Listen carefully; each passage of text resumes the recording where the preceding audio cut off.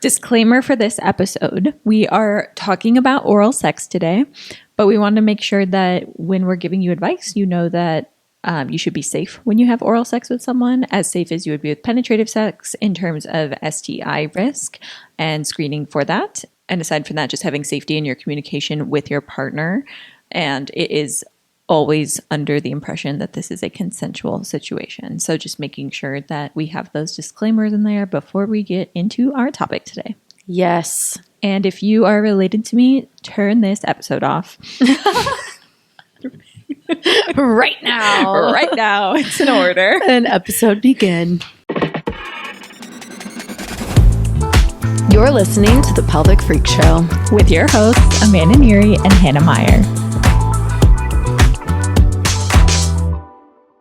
Hey, Pelvic Freaks. Welcome back to another episode of the Pelvic Freak Show. Where you're freaks for us and we're freaks for your pelvis, baby. We don't typically put episode numbers on every episode, but... Unless it's special, like this episode. Episode 69. You guys know the 69 number. Well, you probably learned it in middle school and were giggling and laughing when you heard the teacher say, turn to page 69 in your books, and you're like, haha, 69.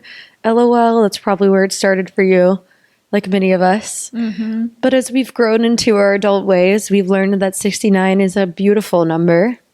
Beautiful and fun and should be enjoyed more, really. Should be enjoyed, and we want to talk about it. We want to talk about oral sex. Not just 69. We want to talk about oral sex as a whole. Yep. Why do we want to talk about oral sex? Oral sex, we haven't talked about it enough on this podcast, I will say. Because we talk a lot about penetrative sex, because we talk a lot about pelvic pain, vaginismus, people that have dyspareunia, pain with penetrative intercourse. And we tell you all the time that sex is not just penetration.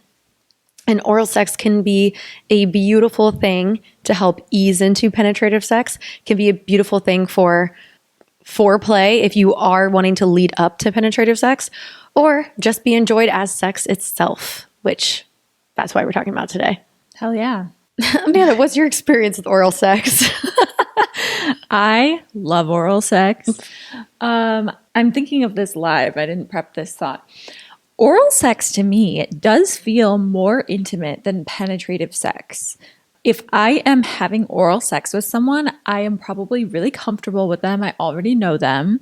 It would not be like a one-night stand situation for me, because it just feels like the most intimate thing I could do with someone. And I had this conversation with my friend, because some people feel the exact opposite, where they're like, I won't let anyone penetrate me, but I'll go down on anyone, or vice versa. And it's interesting, I guess, is my takeaway. Like, everyone has a different take on how comfortable they are with it. If I'm with the right person, I love oral sex. I love receiving. I love giving. I think it just adds so much fun to the experience, and it can also mix things up. But I know like so many people that don't let their partners go down on them, which I know we talked about a little bit. Yeah, we talked about this. We have, both of us have plenty of friends that say, yeah, I just don't want him down there. I just don't want to deal with that. I don't want to worry about it. I think it starts at the root of internalized misogyny. Mm-hmm. The classics. What else do we say? We're taught to think our own anatomy is gross. Yeah. Right. So like we grow up and people don't even tell us what a vulva is. And we just aren't comfortable with the idea of someone like enjoying being down there, because we're like, oh, but like I'm like, I feel weird and I feel gross. And like that could be where that comes from. Yeah. You hear men talk about vaginas in the most stupid way possible. And you're just like, oh, I'm going to just believe that about my own vagina. Mm-hmm. It's freaking stupid. It's really stupid. But like when we're talking about like, would you ever, like a man would can you imagine a straight man being like, oh, I would just never let her go down on me. Oh my God. It's the number one reason men cheat in relationships is because they receive less head. Because it's just something that's assumed, that's like given to them, and they deserve it and they should always have it. Mm-hmm. Part of my like, I hate going down on men, because I don't actually. Like, I think it's fun, but like part of it is like, fuck you. Like, until it's as commonplace for like people to just like do that for women and have them enjoy it, I'm like, fuck it. I don't want to talk about giving a blowjob, but we will today. If I find out that one of my friends' boyfriends or husbands will not go down on them, Oh my God. I'm like, dude, don't talk to me until you go down on my friend. Here's the thing. If no one's going down on each other and both of you genuinely don't like it and you're both genuinely grossed out by it, fine. But if you want it and you're not getting it and you're giving it and they expect it, disgusting. Like, get out of that relationship. That to me is like red flag number one. Yeah. If your man's like, I don't want to go down on you. Like, Yeah. that's not a man. That's not a man. That's a child. That's a child. It's a child. Tell me a little, speaking of childhood, tell me your conversation that you had when we're talking about oral sex for the first time. I told Hannah this. This is funny, extra funny, because I had this conversation with my current roommate, who I've known since first grade. But we were in seventh grade, and I remember like hearing about blowjobs, whatever. At this time, I thought I was conditioned straight, so like I was only thinking about blowjobs. I remember telling her, looking her in the eye, and being like, I will never give someone a blowjob ever in my life. That's disgusting. And she goes, I guess I would if I really love them. Only if I really loved him and then I do it. And it just cracks me up now because it's so funny. It is funny because now it's just like whatever. But you know, for some people it is that way. So Yeah. but it is funny. No, I remember when I was in like middle school. No, I was high school, and me and my friends would pass notes to each other. Like in the hallways, like I would write it in class and then like pass it. And I have a box of all of my notes from high school, like handwritten notes. And one of them, and I'm not going to like say the friend or anything, but one of them is just like a friend talking about her first she's like, tonight I'm going to go over and I'm going to give a blowjob for the first time. Do you have any tips? Like, what do I do? Well, here you are, friend. Now I've got tips for you. Mm-hmm. Might be like 10, almost 12, maybe years later, but I've got you now. But you know what?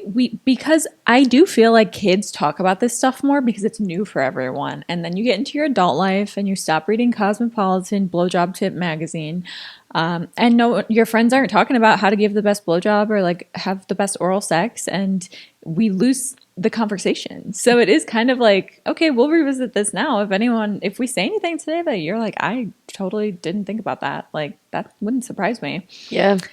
So yeah, we're going to talk about it. Where else could that come from though? Because there's a lot of, it's not just that they won't let their partners go down on them. I have a lot of people in my life that say like, I just don't like it when men go down on me. But for how many people I've heard say it and for how good I know it feels, I just don't believe that that's actually a true distaste for what's happening.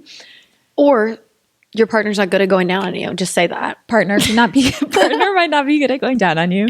Maybe there's not enough communication around it. Maybe it's it takes you too long to come and you're too in your head, so like it's not your preferred way to have an orgasm.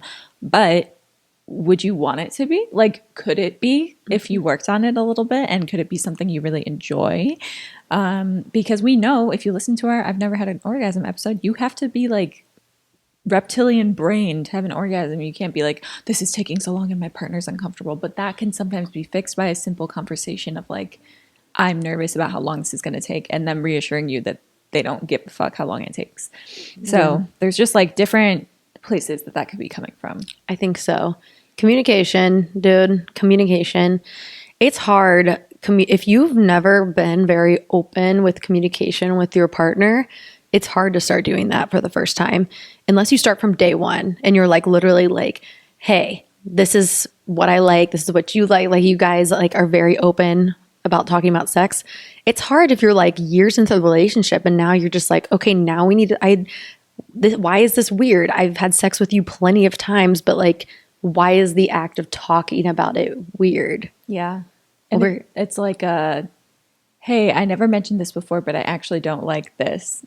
And then that fear of them being like, well, why didn't you tell me that sooner? Mm-hmm. Right. I feel like that's also where it comes from sometimes. I want women to start thinking about their vulvas and vaginas like the way that men think about their dicks. I've seen it like on plenty of like reality TV shows and like things like that of like women and people with vaginas talking about their vagina. And it's always shielded and conformed. 100%.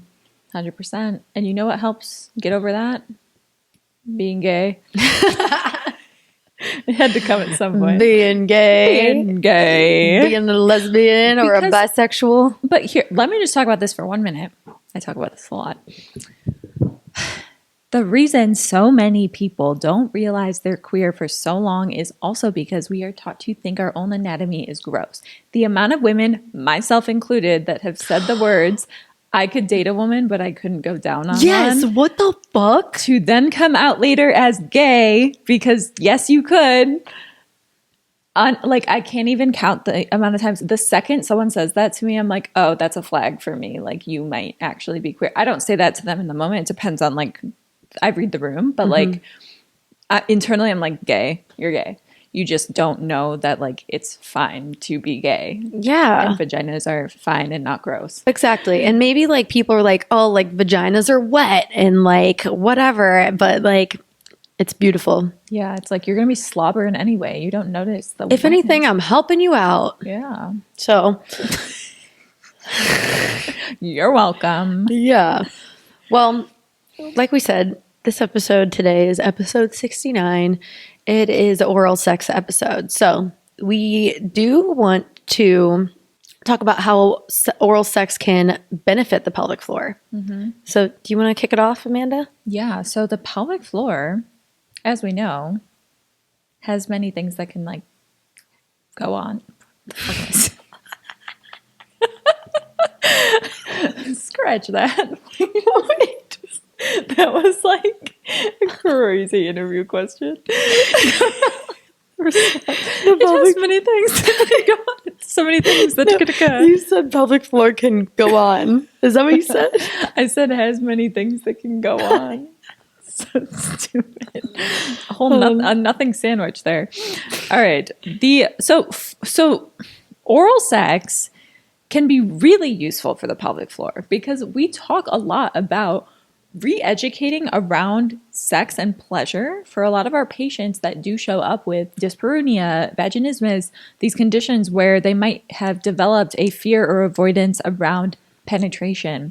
So with a lot of these patients, we're talking about self-touch, we're talking about external clitoral stimulation, learning how to orgasm again with clitoral stimulation because most women need that to orgasm. Oral sex is a great opportunity to practice all of those skills. So if it's something that the patient wants to do and is comfortable with, like maybe after self-touch, like that could be your next step before penetrative sex. It gives you that stepping stone, and it also might be way more pleasurable for way more people than actual penetrative sex. So if someone's probably is. It probably is. Let's put it that way. Yeah. And you can add penetration to it, and that's hot too. But it is like, it's something that if my patients haven't like explored or talked about and we're on that like sex, pleasure, pain pathway, it will eventually come up in my sessions with them too. Mm-hmm. Yeah, for sure. Yeah, like Amanda said, it can be used to rev up to penetrative sex, but also like I do hear this with a lot of people too, that they'll do oral sex prior to penetrative sex, but then have an orgasm and then go straight into penetrative sex and then have a terrible time with penetrative sex. So remember that orgasm doesn't always have to be the end goal with oral sex too. It can just be like a pleasure experience, and then you can switch it up and go into something different. You could go into a new position. You could like alternate who's doing what and then move on from there. Do you have some advice for me, Hannah? What is it? I come too quick. Oh no. Like I don't think someone can go down on me and not make me come. Listen, I also have that problem. No, I literally, is it possible to just be like too good at pelvic floor? I know. To the point where I'm like, I can't not have an orgasm. My body, for whatever reason, responds really well. What's your like advice for people though, that they do it as foreplay, but then they come and then they're not having great penetrative sex? So my advice for those people, because I do have this conversation a lot, if oral sex is the only way that you can have an orgasm, because that's how it is for a lot of people, yeah, you can start with it at the beginning, but maybe you want to like try fingering or something. Like don't go straight to oral sex if you know that's just going to make, if you want to have your orgasm right up front, hot and heavy, get it over with, then go for it. But why don't you start with something else, like fingering, like just like touching each other and being more intimate and taking things slow. Maybe have penetrative sex, and you can always switch back to oral sex. You know, you can always do that at the end. You can have penetrative sex, go to oral sex, and then go back to penetrative sex. Don't feel like you just have to like, because what I see with people is that they go straight to oral sex because it's like the only way that they can get themselves like ready and like turned on and like ready for penetrative sex. But explore different ways, or you can just start with like a little bit of oral sex. Hey, you could 69 if you want. And then go to penetrative sex. Yeah, it doesn't have to be like we're doing this and then we're doing this and then we're both done. That's how so many people get into like quote unquote like ruts in their relationship, because they're like, this works, this works. I challenge you to challenge yourselves. Sex with Emily has a great PDF, actually. Her podcast, Sex with Emily podcast. If you go to her website, she literally has this like checklist PDF that you can like, you and your partner can both fill out separately. And it's like things, it's either like, yes, I want to try this. No, this is a like hard no boundary, or like maybe open to it. And you each fill out the list, and then you can compare. That's like something that you can do to like mix things up. If you do find yourself in that like very common oral sex, and then I come, and then penetrative sex, and then he comes for heterosexual relationships. Pipeline. Not me saying pipeline all the time. Not the heterosex relationship pipeline. No, for real. Like drop a comment if you literally have been in that like, okay, like he goes down on me and then I come and then we fuck and then he comes and then literally. And you know what? People are so busy and burnt out and doing all this shit that they're like, if it works, it works. But then 5 years later, you're not having sex anymore because it got boring as fuck. So it is nice to have resources like that where you can mix it up and try new things and recognize that maybe orgasm isn't the goal of this sexual encounter, but we're like having fun and playing with different things. And also that just builds intimacy with you and your partner for communication purposes. Like you're spending the time getting to know them in a different way or trying something new with them. And that in and of itself is like bonding, even if it's not the best sex, quote unquote, you've ever had. Then my challenge too is when you guys are having your sex night, okay? You guys are like, we're not doing anything tonight. We're going to stay in. We're going to watch Scream movies all night, and then we're going to bang. Why don't I challenge you to don't think, especially for my heterosexual relationships over here, when you're thinking sex night, think like, okay, we're just going to do oral sex only tonight. And it's all going to be about you tonight. And then maybe the next night, it's all about your partner. Or maybe you're only having oral sex like the whole night and between both of you, but making it nice and long. Because when we do think of oral sex before penetrative sex, the oral sex component becomes almost like, it's like, okay, let's get to the next thing. But like if you make oral sex the main part of the show, then it can be so much better and you can take your time with it a lot more because you know, like, okay, this is going to be it for me tonight. Like I'm going to have my orgasm if I'm only going to have one, and we're going to take our time to build up to it. So that would be my challenge for you. Yeah. Don't think of sex as just penetration for those people that are having some penis and vagina sex. Yeah. And then for people that are struggling to come with oral sex because it takes you a little bit longer and you get in your head about it and you're worried about like your partner's comfort, I think that's a good opportunity to have some more communication with your partner and just, if you're comfortable, letting them know that that is a block for you, because I guarantee there's going to be a lot of reassurance in that conversation where they're saying like, that's not an issue for me. I'm enjoying doing this for you. You know, hopefully that would be the outcome. But just being able to express that is going to help, because if you're internalizing all of that, your brain isn't going to turn off enough during oral sex to actually get there, if it is a goal of yours to have an orgasm with it. Yeah. Look at me in the eyes, pelvic freaks. If you're not having an orgasm or you're not having oral sex at all because you are scared for how your partner's going to be, you're scared how you look, how you taste, how you smell, we are here to help you. And I want you to have an orgasm or feel good with the oral sex. Hell yeah. Okay. That's the trailer for this episode right there. Literally. So let's start with some oral. Do we want to go 69 tips or do we want to go? Let's just go oral sex tips. Let's go oral sex tips first. We'll get into 69. That's a subset. Okay. Okay. Here's my tip number 1 for you guys. For the giver. And when I was writing this, I was thinking of the giver for. By Chapel Brown. You were playing Chapel Roan when I walked in today and it like really made me feel good. So good. For the giver. And when I was imagining this, I was thinking of the giver to like eating someone out or like for giving a person with a vulva like pleasure. But this could be for anyone, I guess. But if we're thinking specifically eating out a woman, right, or someone with a vagina, get comfortable. You want to check your ergonomics, okay? This is my PT brain kicking in. You want to make sure that you can be there for like a minute, okay? So like when you get into position, there's literally nothing worse than when you're going down on someone and like your partner's feeling so good, but like you got a crick in your neck, and you're like, then for you want to speed it up instead of wanting to chill down there. And it's like nothing like, I don't want to like take away from your pleasure, but like my freaking neck hurts right now or my jaw hurts or something. So you want to get into a position from the start to where you can like literally set up and get comfortable to be there for a while. Yeah. That is so huge. So when I started dating women, I followed this creator on TikTok. I literally can't remember her handle right now, but should I find it really quick? You can if you want. I feel like it's... Quick side note from this. The other reason why you want to get comfortable, because there's nothing worse as the receiver, okay? And you guys have all been there, than thinking that you're taking too long, thinking that your partner's getting burnt out or tired or their jaw's hurting or their neck's hurting or something. You're like, oh my God, I got to come quicker so that I can help them. But like, no, honey, let them do their thing. I got it. If you're uncomfortable, that's on you, man. Like, you didn't start out in a good position. I don't know what to tell you. So when I first started dating women, I was stressed about this because I was like, I'm going to be inadequate. I'm not going to be able to like hold, like I'm going to like suffocate and not be good and like have to come up for air. And like, I don't know. Not suffocate, come up for air. Snuff myself out.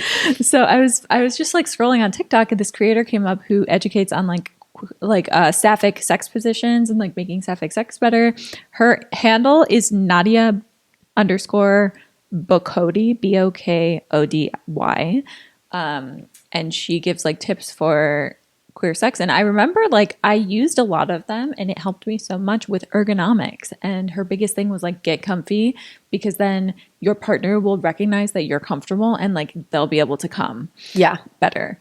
And aside from that, she also gives good technique tips if you need that. But ergonomically, if you're going down on someone with a vulva, like propping your chest up on a pillow, just like little things you don't think of if you're in the moment with someone, right? Like propping yourself up so that you're like in a better position to breathe, like where to position your chin, like using your hand, like just techniques that will make it a little bit comfortable to stay down there longer. And I found that really helpful.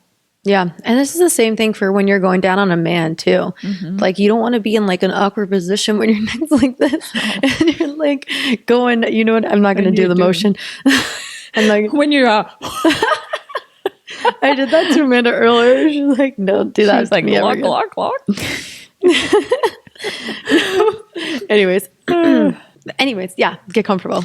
Also, for people going down on someone with penis, personally, like there might be positions where you can last a lot longer. Like sometimes that back and forward head motion like gets really exhausting for someone. And like there are days where that's harder than others. So like you can play with being the one on bottom and like letting your partner control that. Like if it's something you guys are like safe and comfortable with and like it's fun for you. There's other ways to get comfortable. Sideline is really nice for that. And then your partner can kind of like thrust instead of you having to use your head. If you give blowjobs in the same position all the time, here's another challenge for you is to go try it in some different position. And I'm not even talking like, oh, like sitting and standing and laying down, but like even if you're laying down, if you're usually like right in front of your partner, try going to the side and coming at like an angle from that and seeing how it feels in your body. And it might even feel better for your partner just because your body feels better.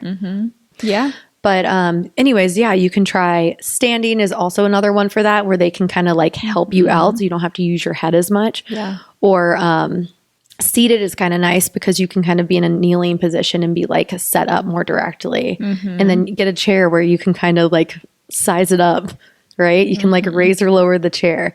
This is literally our PT brains kicking in right now. Positioning, it really like can make all the difference in how you enjoy it and how your partner enjoys it. Yeah.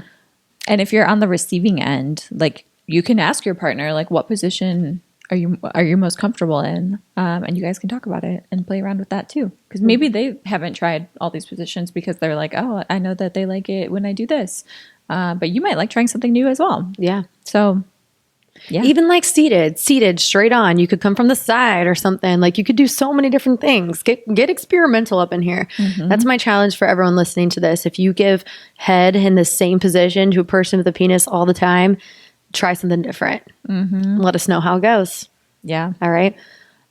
Number 2, going off of getting comfortable. This is more for the giver in the situation. You can start off by telling your partner, literally just being open and being like, I don't care how long this takes. Like, I'm just happy to be here. Like, I want you to take your time. Like, I'm comfortable with being down here for however long you need and I enjoy it. There's nothing hotter than knowing that, because this is one of the number one reasons, in my opinion, why people with vulvas struggle to have an orgasm is because they're worried about the other person. So if you literally just clear, define, say that at the beginning, even if you don't mean it, even if you're like, shit, I got somewhere to be in 10 minutes, but like saying that alone will like escalate the situation so much faster too, because you're going to take that worry and stress off the person. Totally. Yeah. Yeah. That's a great tip. Key. I like this bullet number 3 too. Yes. So You wrote this. I wrote this. So nothing hotter too. This is like something, like I have patients that come in and I know that breathing helps them relax their pelvic floor so much, but I know that they're having sex and that they're just holding on to their breath and like clenching. And I'm like, I wish you could just bring your partner in so I could tell your partner this one statement. Okay. If you are the giver, or you're like pleasing someone, and this is honestly with penetrative sex too, like it doesn't have to be just oral sex, any kind of sex. This one statement, like, I want to hear you breathe, or like breathe with me, or like just in general talking about breathing. Like if you notice like your partner is about to have an orgasm too, and you can't like see them breathing or feel them breathing, like tell them to breathe and it will help them relax their pelvic floor and have a much stronger orgasm too. I love that. I'm gonna start using that. And it's really hot when you start like breathing together too. But like for a lot of patients that come in and we do breathing, I see it's so awkward to breathe in front of people. I see people all the time. They like I tell them to inhale and exhale, and they like are breathing through their nose. Like, I'm like, no, exhale through your mouth, homie. Like inhale, exhale. And if you just like start breathing together, it will level up your intimacy. Yeah. Hell yeah. Yeah. Nice. We talked about positioning. So other than positioning, let's talk about location, baby. Location. You're renting an apartment. You want to know the location. Am I next to a grocery store? Where's my location at? For sex too, location matters. Okay. Right. I love it. Anyways. It does. It's not always best done in bed. It doesn't have to be only in the bedroom. Out in the kitchen, out in the living room, the shower is a great place for giving head, because also then you can like spit everywhere and get really messy, right? Yeah. And then like water will just wash it all away. Yeah. I love a shower blowy. I love a shower blowy. It helps. Like everything's a little bit, well, sometimes yes, sometimes no. Sometimes the water isn't like the sufficient lubrication that you need. For head, I think it works well. It's not like the best for penetrative sex in my experience. I did it a lot when we talked about this when I was like not loving sleeping with my partner because it was like quick, but I never really got pleasure from it. But I like other things in the shower, like foreplay things are really fun. Yeah. Also lighting and stuff too. Like dark showers with a candle. Okay. If you don't want to be like banging in the shower with all the lights on, dark shower, candle lit, already takes away like stress and anxiety of like, how do I look? What do I look like? Which is another thing that especially I know that women struggle with when they are having sex is like, what do I look like? Totally. which leads me to my next tip, which is at the bottom of our note page here. Don't worry about how you look when you're giving a man or a person with a penis a blowjob or head. They don't care how you look. In their mind, they're just like, hell yeah, I'm happy to be here. If you don't get anything from this episode, please listen to this. No matter what you do, it will be hot. Mm-hmm. You could say the weirdest, craziest thing, and they'll probably think it's hot in that moment. You could feel like you look gross and disgusting, like you don't have makeup on it, whatever it is, you just feel gross. They still think you look so hot. I promise you. 1,000%. The last thing they're thinking about is how you look. If anything, you probably look hotter, like messier and grosser, and the more you let yourself go to that person that is receiving. Yeah. So if you don't take anything from this episode, I just want you to know, no matter how much you prepare, I don't want you putting like lotion on your legs to like make sure that you like smell better, or like during sex, or like whatever. Like you can if you want, but like the grosser you are and the messier you are, the more attractive it most likely is. Hell yeah. I love that. I think. Good tips. If any men out there are disagreeing with me, please let me know. Mm-hmm. They got a creature brain. Think about it. You're satisfying creature brain. Just think about it that way. It's like, are you really going to go above and beyond with your prep for that? It's like, just be a creature yourself, and you'll match their freak. Be a creature about it. They're gonna love it. Be a creature about it. They're gonna love it. This is our advice. Be a creature about it. Mm-hmm. And when I'm saying like gross, messy, like I mean gross in a hot way, okay? I'm not meaning like you're gross. I mean like get like messy with it, like spit, like the more spit the better, the wetter the better, like drooling, everything. Like anything will be hot, I promise you. Mm-hmm. Do not worry about it, girlfriend. Yeah. It's going to be hot. Mm-hmm. Should we talk about 69? Let's talk about 69. 69, people, it gets a bad rap and it gets joked about, but it's actually so fun. Yeah. Like, I love a 69. I think 69 is cool, but have you ever had the moment when you're in 69 and you're like, oh, like, what am I doing right now? Has that ever, like, sometimes I'll be like in 69 and I'm like, oh, like, we really got like asses and faces right now. Like, that's what we're doing. Hell yeah. It's pretty funny. I have that like, sometimes I'll have like that mid-sex clarity of like my brain will like turn on for a second. It's like, oh, I'm doing this right now, and then it'll like click back in and I'll be in sex mode again. Yeah. I do enjoy it though, but yeah, sometimes you're like, and then and it's fun because you can like come together at the same time too. So it's like, I don't want to come too quick, and then like I have to make them come, and then like it gets so good that you're like forgetting to do your part, and then it's just kind of fun. I don't know. That part is like fun and sexy, and you're figuring it out. Yeah. And well, that's another reason why 69 gets a bad rep, is because it's an uncomfortable position sometimes. Like lengthwise, if your guys' height doesn't match up, it could be a little awkward. Like the neck positioning's awkward. For me, if I'm on top and it's like if I'm giving head below to the person under me, it's kind of an awkward position for your neck sometimes, especially if it's like a penis. So people kind of give out a little earlier. Mm-hmm. Oh, do I have a tip for you?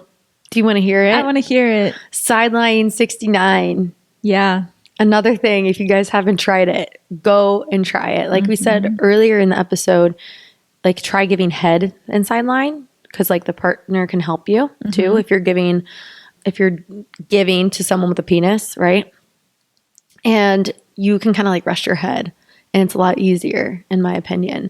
But also for you, it could be a lot easier because you're just it's in that comfortable like fetal pose if you're a person with a vagina listening to this too, or a penis too. Yeah.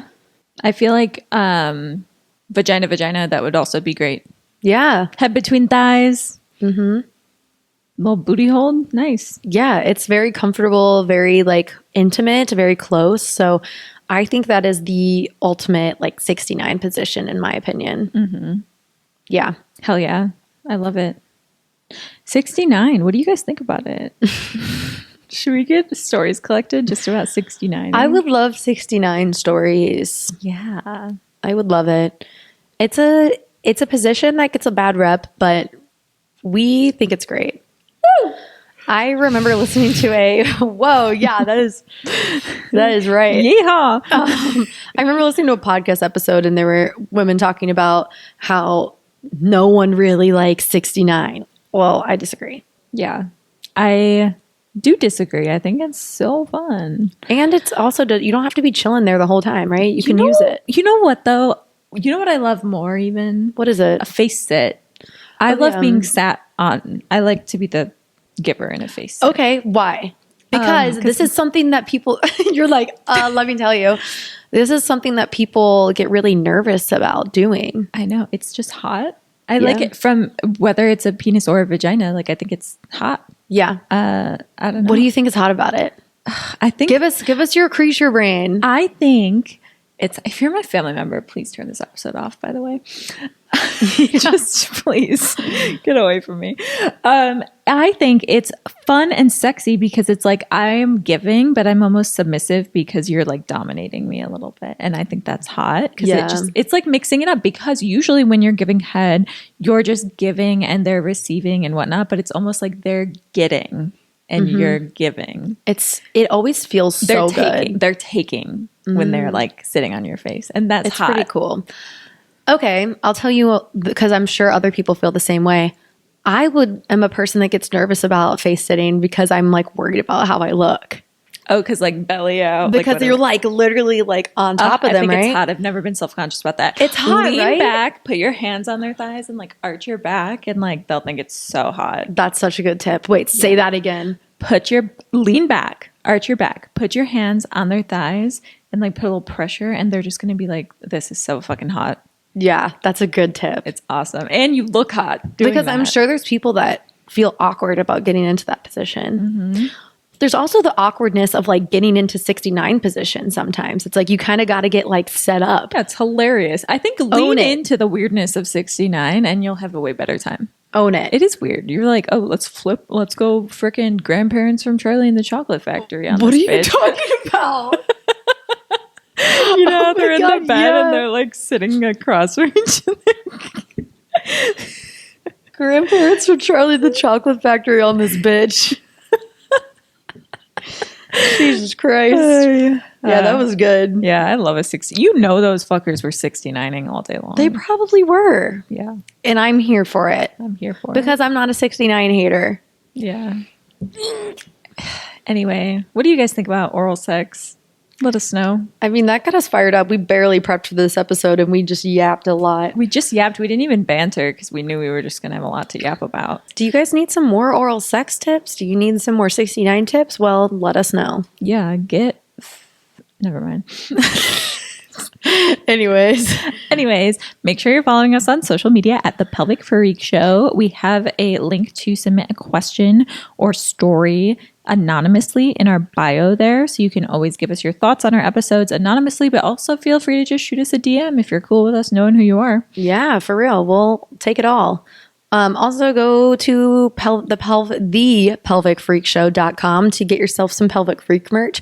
We just gave a Pelvic Freak shirt. Yeah, Amanda is gloriously displaying our Pelvic Freak tank in black, which we also offer in white, which both are beautiful. And also, Amanda, with the white, do you think that you need to cover, like, can you see your nips through it, or do you have to cover your nips, or what's the situation? I never cover them. Like I've filmed in it and not had it covered. Maybe on a really sunny day, it could be a little see-through, but I like that. They're pretty thick tank tops. So it's pretty thick. It's a thick material. So maybe depending on like how dark your nipples are, you might be able to see something, but I think it's hot. Yeah, me too. Go get a Pelvic Freak shirt or tank. We gave our previous guest, Jonathan, a certified Pelvic Freak oversized tee, which they do run big. Okay. So if you typically wear a large, you might want to get a medium.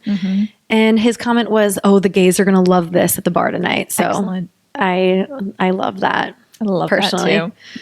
All right. And the straights will question you, and that just will spark conversation. And we love that too. Straights question. All right. Bring it on. That's it. Pelvic Freaks for our episode today. Go get some head or give some head. And let us know if you tried any tips, drop it in the comments section or send us a message. All right. Bye, Pelvic Freaks. Bye, Pelvic Freaks.